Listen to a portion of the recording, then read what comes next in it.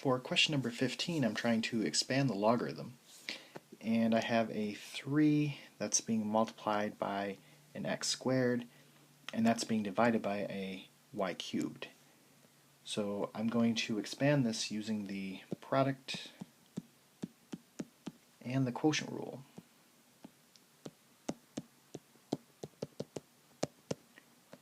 So it's going to be log base 5 of 3 plus log base 5 of x squared minus log base 5 of y to the 3. So now I want to bring down those exponents using the power rule.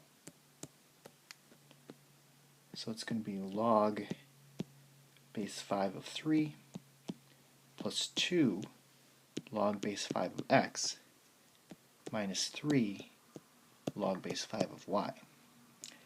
And that's going to be my final answer because I can't simplify log base 5 of 3. So that's our final answer. For number 17, I'm going to start by rewriting that without the radical. So instead of saying square root of x, I'm going to write x to the 1/2 power.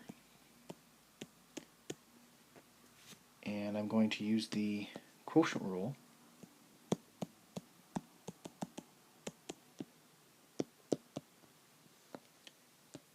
to expand this.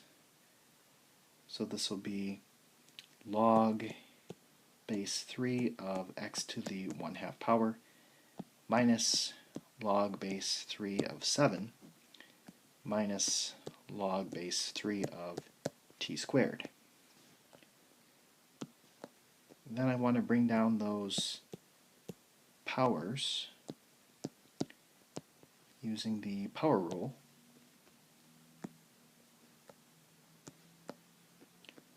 So I have 1/2 log base 3 of x minus log base 3 of 7 minus 2 log base 3 of t.